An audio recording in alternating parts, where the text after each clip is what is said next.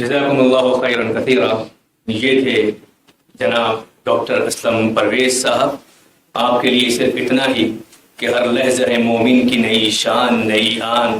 گفتار میں کردار میں اللہ کی برہان، غفاری و قہاری و قدوسی و جبروت، یہ چار عناصر ہوں تو بنتا ہے مسلمان۔ یہ راز کسی کو نہیں معلوم کہ مومن قاری نظر آتا ہے حقیقت میں ہے قرآن۔ الحمدللہ ہمارے درمیان کچھ معزز شخصیات موجود ہیں، میں ان کے لیے استقبالیہ کلمات کہتا ہوں۔ جناب شاہ رشید احمد قادری صاحب پدم شری ایوارڈی ہیں، ہمارے درمیان موجود ہیں۔ عبد المنان سیٹھ صاحب وائس پریزیڈنٹ KPCC، عبدالسبحان صاحب فالکن گروپ بنگلور، عتیق صدیقی صاحب کانگریس لیڈر، جابر پٹیل صاحب جنرل سیکریٹری تلنگانہ کانگریس، ہم آپ کا تہہ دل سے استقبال کرتے ہیں۔ اس کے بعد جناب ڈاکٹر خواجہ محمد شاہد صاحب تشریف لاتے ہیں۔ آپ آل انڈیا ایجوکیشن موومنٹ کے پریزیڈنٹ ہیں اور اس ایونٹ کے کو آرگنائزر ہیں جناب خواجہ M شاہد صاحب۔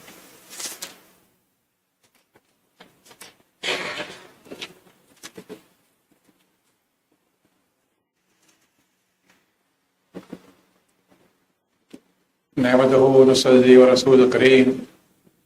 اعوذ بالله من الشیطان الرجیم بسم اللہ الرحمن الرحیم۔ حضرت جناب کے رحمان خان صاحب، دیگر معززین، خواتین و حضرات، میں آپ کے آنے سے پہلے شروعات میں کچھ عرض کر چکا تھا، کچھ ترتیب میں فرق آ گیا تھا، بہرحال دوبارہ حکم ہوا ہے تو دوبارہ حاضر ہو گئے ہوں۔ میں اس موقع پہ سب سے پہلے ان تمام اسپیکر حضرات کا، مقررین کا، ماہرین کا، سامعین کا شکریہ ادا کروں گا، استقبال کروں گا کہ وہ آج اس صبح آج اور کل اس کانفرنس میں شرکت کرنے کے لیے دور دراز سے تشریف لائے ہوئے ہیں۔ پٹنہ سے ہیں، بمبئی سے ہیں، بھوپال سے ہیں، حیدرآباد سے بھی ہیں، تو بنگلور سے بھی ہیں، تو مختلف پروری سے بھی ہیں، اورنگ آباد سے بھی ہیں، دور دراز سے تشریف لائے اور ہماری دعوت نامے پہ یہاں ہیں، تو میں آپ سب کا شکر گزار ہوں۔ ساتھ میں قدیر صاحب موجود ہیں، تو ان کی میزبانی کا بھی شکریہ ادا کرتا ہوں ڈاکٹر قدیر صاحب کا کہ انہوں نے اتنی اچھی میزبانی کا اظہار کیا ہے اور ہم سب کو یہاں جمع کیا ہے اور ہم سب کو موقع دیا ہے کہ بیٹھ کے اس اہم موضوع پہ گفتگو کریں۔ معزز خواتین و حضرات، جیسے میں نے صبح اپنی آغازی گفتگو میں کہا تھا کہ اس کانفرنس کا ایک پس منظر جو میں نے مختصراً آپ کے سامنے پیش کیا تھا اس کو دہرانے کی ضرورت نہیں ہے، لیکن مہمان خاص آپ کی خدمت میں عرض کرنے کے لیے پیش کروں گا مختصراً کہ آل انڈیا ایجوکیشن موومنٹ جس سے میں وابستہ ہوں، ڈاکٹر قدیر بھی وابستہ ہیں، شاہین گروپ بھی وابستہ ہے، یہ ایک تنظیم آج سے قریب 25-26 سال پہلے محترم سید حامد صاحب نے قائم کی، ان کی صدارت میں قائم ہوئی تھی، اور یہ اس کی کوشش و کاوش یہ تھی کہ اپنی قوم کے جتنے مسائل ہیں، چاہے وہ تعلیم کے وسائل ہوں، چاہے معاشی وسائل ہوں، چاہے جذباتی وسائل ہوں، چاہے جسمانی وسائل ہوں، ان کا مرکز و مرکوز جو ہے وہ قوم کی فلاح و بہبود کے استعمال ہو۔ وہ وقت تھا 90 کی دہائی میں جب ہم لوگ ملت کے لوگ یا قوم کے لوگ کچھ پریشانی میں تھے اور پریشانی کے ساتھ ساتھ الجھے ہوئے بھی تھے اور سمجھ میں نہیں آتا تھا کیا کریں، تو یہ آل انڈیا ایجوکیشن موومنٹ کی تشکیل ہوئی تھی۔ اس کے تحت مختلف شہروں میں سالانہ کانفرنس بھی ہوتی ہیں، تعلیمی کانفرنس، اور تعلیمی کاررواں بھی نکالے جاتے رہے ہیں مختلف عنوانات کے ساتھ، جیسے کہ سچر کمیٹی کی جب رپورٹ آئی، حامد صاحب نے اس کو کاررواں کا نام دیا کاروان انصاف، اور ملک کے کونے کونے میں گئے اور لوگوں کو یہ بتایا کہ آپ کے ساتھ کیا انصاف ہوا ہے اور کیا انصاف نہیں ہوا ہے، اور اس رپورٹ کی روشنی میں ہم آگے کیا رائے عمل کر سکتے ہیں۔ جسٹس سچر نے ان سے کہا تھا کہ میں نے رپورٹ پیش کر دی ہے، اب یہ کمیونٹی کی ذمہ داری ہے کہ اس سے کیسے فائدہ اٹھائے، کیسے آگے بڑھے۔ اسی کڑی میں ہم نے جے پور میں 3-4 ستمبر کو پچھلے سال ایک ایجوکیشن کانفرنس کی تھی۔ قدیر صاحب بھی وہاں موجود تھے، ڈاکٹر قدیر صاحب بھی موجود تھے، اور وہاں پہ ہم نے جہاں چند مسائل کو ہم نے آئیڈینٹیفائی کیا، ہر سال کرتے ہیں لیکن چند مسائل کو ہم نے جو آئیڈینٹیفائی کیا تھا وہ ان کا سارا نچوڑ یہ تھا کہ تعلیم کا جو پھیلاؤ ہونا ہے، ہو رہا ہے، مسلمانوں کے تعلق سے بات کر رہا ہوں، میں کمیونٹی کے تعلق سے بات کر رہا ہوں، اور تعلیم کے لیے جو لوگوں میں بیداری آنی چاہیے تھی وہ بھی آئی ہے، اس میں بھی بہت اضافہ ہوا ہے۔ تعلیم کی طرف جو لوگوں کے دلوں میں اگر رکاوٹیں کہیں تھیں سوچ میں، اس میں بھی کمی آئی ہے، اور لوگ اب تعلیم کی طرف رجوع بھی ہو رہے ہیں، اپنے بچوں کو پڑھانا بھی چاہتے ہیں۔ اب جو ہم دور ہے یا ضرورت ہے، اور جو لوگ تعلیمی اداروں سے وابستہ ہے، اسلم پرویز صاحب نے اپنا ذکر کیا،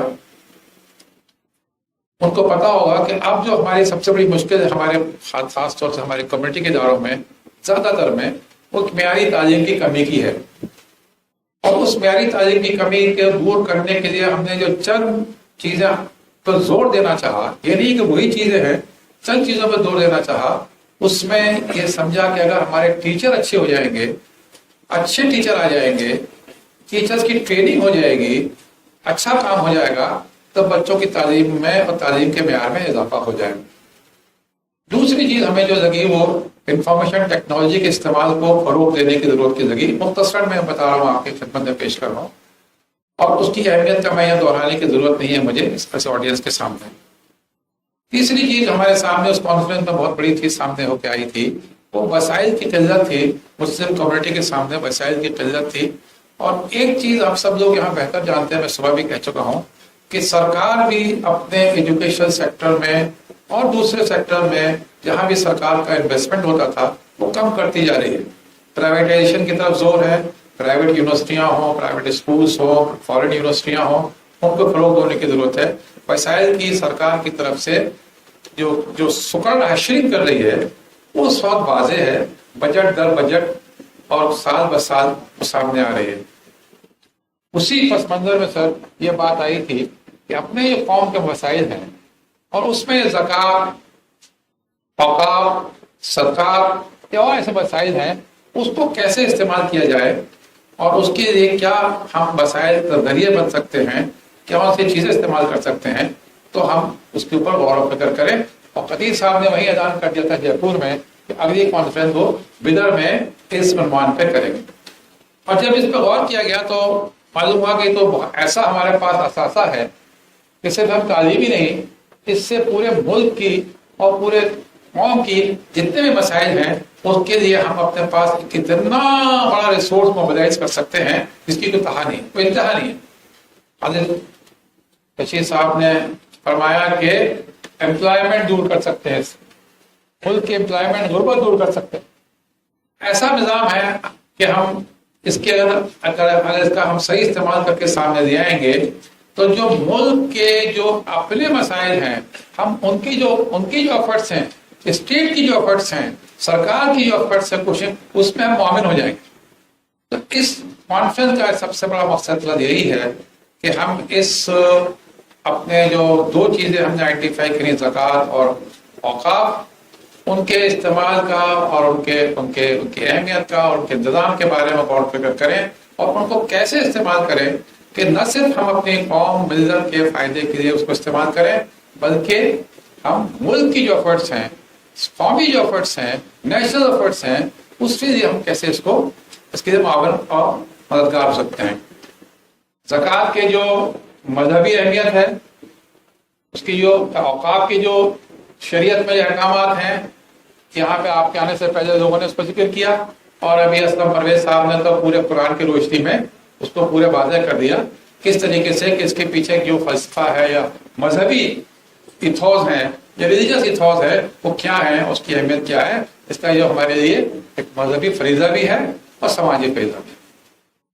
ہم لوگوں نے جب اس پہ غور کر کے آگے بڑھنا چاہا، جو باتیں آپ ہمارے مقررین نے پہلے کہی ہیں آپ کے آنے سے پہلے، جو میں نے کچھ نوٹ بھی کری ہیں، کہ یہ ہمیں اس کو ایک ریلیجس فریضہ تو دینا ہی دینا ہے، لیکن ایک انویسٹمنٹ کا ایک پلان بنا کے چلنا ہے. زکوٰۃ ہو، اوقاف ہو. زکوٰۃ کے لیے تو قرآن میں ہدایت ہے ہی ہے جس کا ذکر ہوا ہے. اوقاف کے لیے تو قرآن میں کوئی ذکر ہی نہیں ہے. یہ تو ویسے ہی اسلامک سسٹم میں اس کا حدیثوں سے اور سنت رسول سے اس کی شروعات ہوئی اور ڈیولپ ہوا ہے. اس کے بھی اپنے قانون بنتے چلے گئے ہیں. اس کو ہم کس طریقے سے اس کا انویسٹمنٹ کریں کہ یہ ہمارے لیے ایک ویلتھ ڈیولپمنٹ پروگرام بنے، جس کی ذکر یہاں لوگوں نے کیا. کیش کے نام، کیش وقف کے نام پہ، دوسرے وقف کے نام پہ کوآپریٹو سوسائٹیز بنا کے، ان سب چیزوں پر غور کرنے کے لیے ہم نے اس کی کانفرنس بلائی ہے کہ کس طریقے سے یہ زکوٰۃ اور وقف کو ہم ایک انویسٹمنٹ پروگرام کے طور پہ سامنے لا سکیں، مذہبی فریضے کے طور پہ لا سکیں، ایک انویسٹمنٹ پروگرام کے طور پہ لا سکیں کہ یہ ویلتھ کو ملٹیپلائی کرنے کے لیے ایک ذریعہ بنے.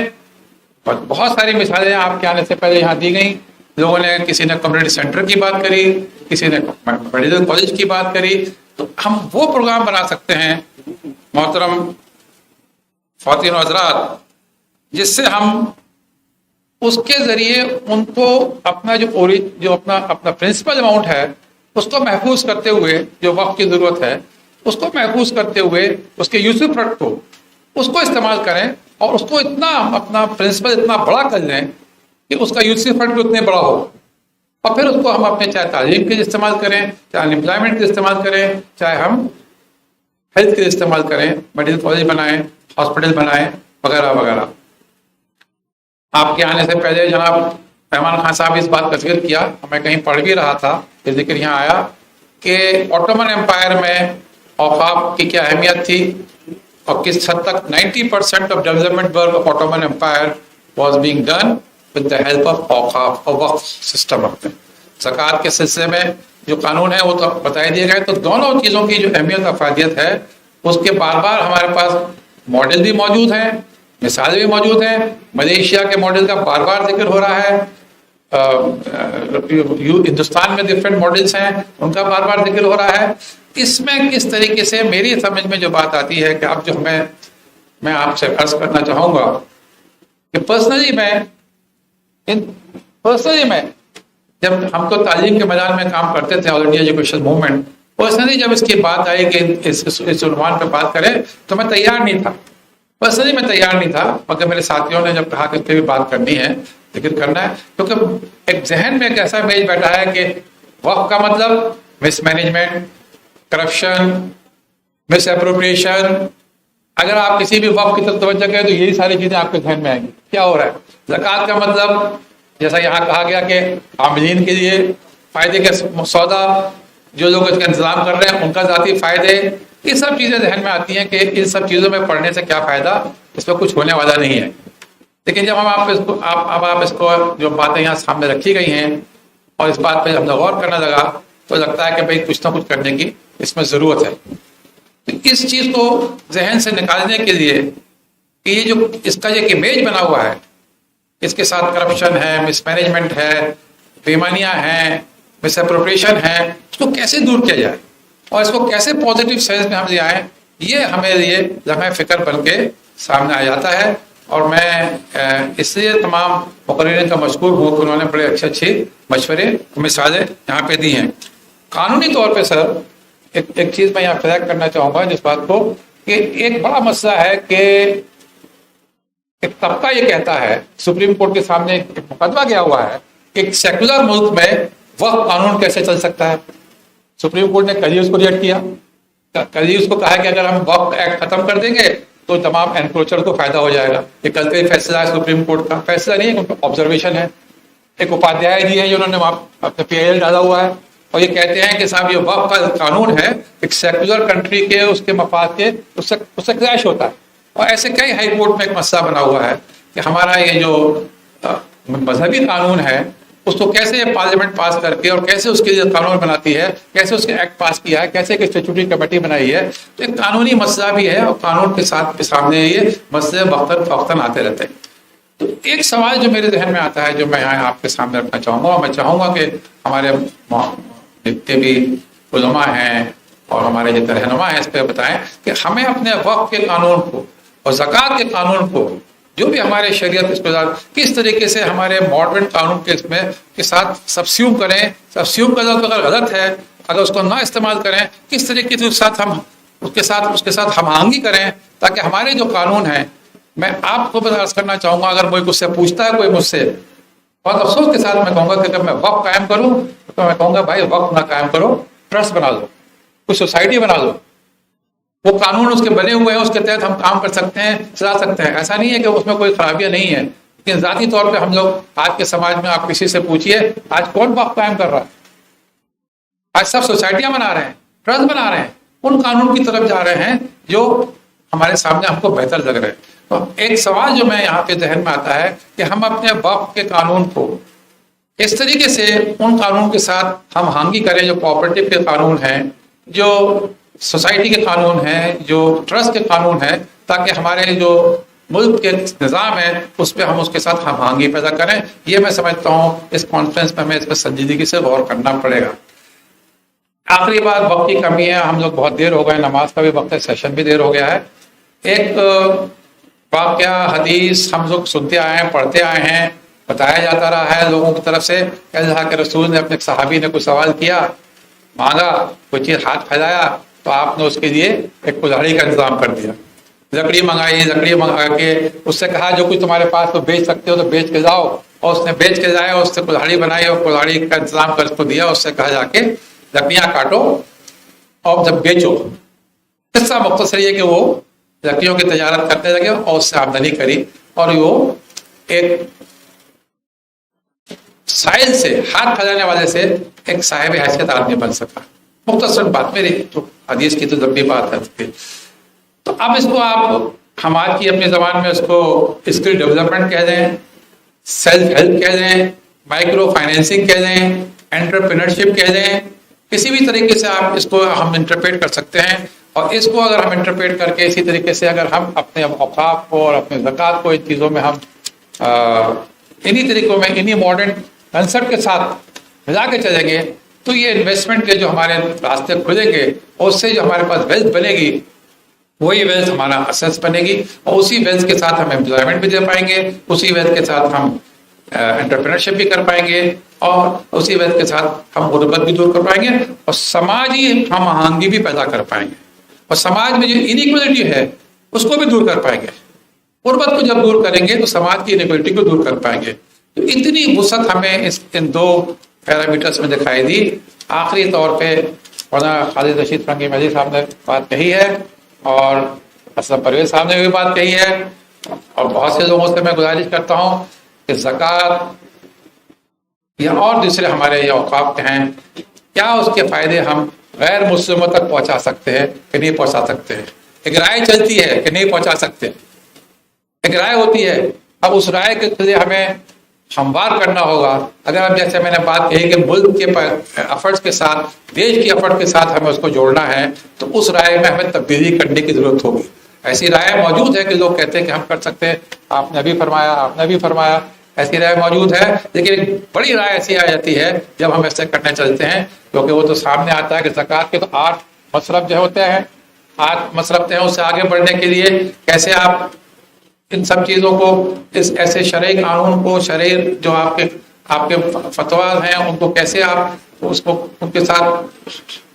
ملا سکتے ہیں، یا ان کے ساتھ میں پھر سبسٹیوٹ نہیں کہوں گا، ان کے ساتھ ساتھ آپ کیسے ان کے ساتھ پیرالل طریقے سے چل سکتے ہیں، ساتھ ساتھ چل سکتے ہیں. اس پہ غور کرنے کی ضرورت ہے. اور میں سمجھتا ہوں ان دونوں سسٹم میں ہمیں وسعت پیدا کرنے کی ضرورت ہے، تاکہ ہم نہ صرف مسلمانوں کو بلکہ اور جتنے بھی ضرورت مند ہیں کسی بھی مذہب کے ہوں ان تک بھی اس کا فائدہ پہنچائیں. تو ہم اس میں ہم نیشنل ایفرٹس میں اپنے آپ کو جوڑ سکتے ہیں. میں سمجھتا ہوں پھر ضرور اس کی ایکسیپٹیبلٹی اور اس کی افادیت میں بہت زیادہ اضافہ ہوگا. محترم خواتین و حضرات، یہ سیشن 12:30 بجے ختم ہونا تھا، لیکن ہم اس وقت سے بہت آگے نکل گئے. پھر نماز کا وقت تھا اور کھانے کا وقت تھا، لیکن بہرحال چیزیں دیر میں شروع ہوئیں اور ہماری تقاریر میں بھی وقت لگتا چلا گیا. میں بہت ساری باتیں ذہن میں ہیں، لیکن میں اس کو اس وقت یہاں ختم کروں گا.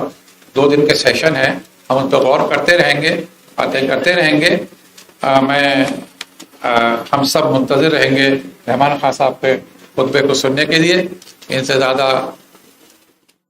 مناسب آدمی اس موضوع پہ گفتگو کرنے والا اس محفل میں اور کوئی نہیں ہے. میں آپ سب کا بہت بہت شکر گزار ہوں. آپ سب تشریف لائے یہاں پہ اور ہم سب کی اور میری بات سننے کا اپنا موقع دیا. وآخر دعوانا الحمدللہ رب العالمین والصلاۃ والسلام علی نبی کریم.